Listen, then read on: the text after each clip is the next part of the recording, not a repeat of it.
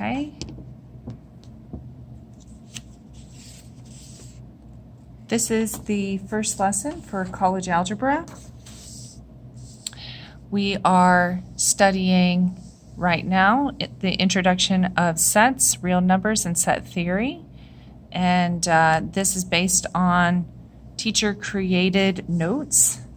Before we begin our discussion of sets and set theory and real numbers, we want to define some foundational words. So, first of all, simplify.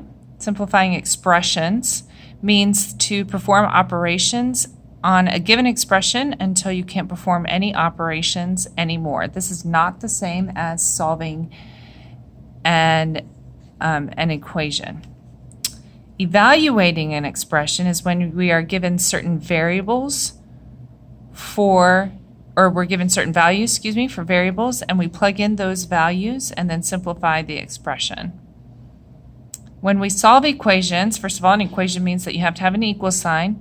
That means that we need to find the values for variables by isolating them. When you solve an equation, again, there has to be an equal sign. When we evaluate functions, remember a function is a certain pattern that represents the relationship between an independent and a dependent variable. When we plug in a value for an independent variable, then we evaluate that and then get the corresponding value for the dependent variable. When I use the word identify, what I want to have happen is whatever we're identifying, we are going to just name it. This might seem a little bit elementary, but sometimes we don't always remember what we learned in elementary school as far as sum, difference, etc. And I'm just going to use them, presuming that my students know what they mean. So let's just do a little review. The sum is an answer to an addition problem. The addend is one of the values being added. So if I have 2 plus 4, the addends are 2 and 4, and the sum is 6. The difference is an answer to a subtraction problem.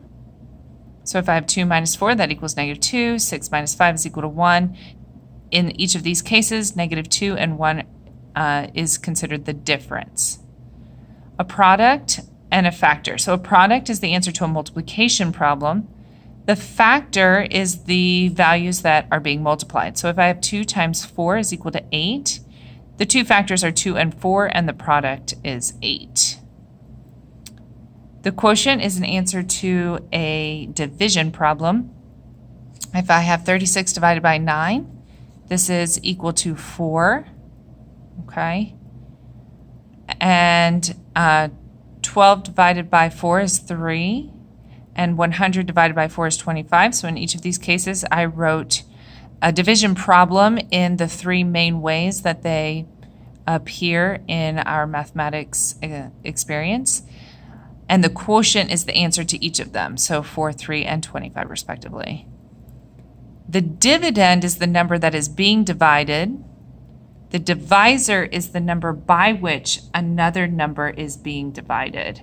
So in this case, 36 divided by 9 is equal to 4. 36 is the dividend, 9 is the divisor. In the case where a division problem is expressed as a fraction, such as this, 12 over 4, 12, or the numerator, is the dividend, and the denominator is the divisor.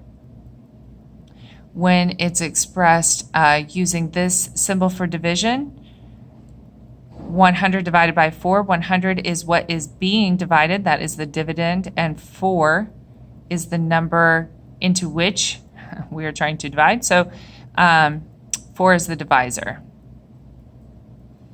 All right, so that ends this lesson on trying to come up with a common language with which to speak as we continue our discussion in college algebra.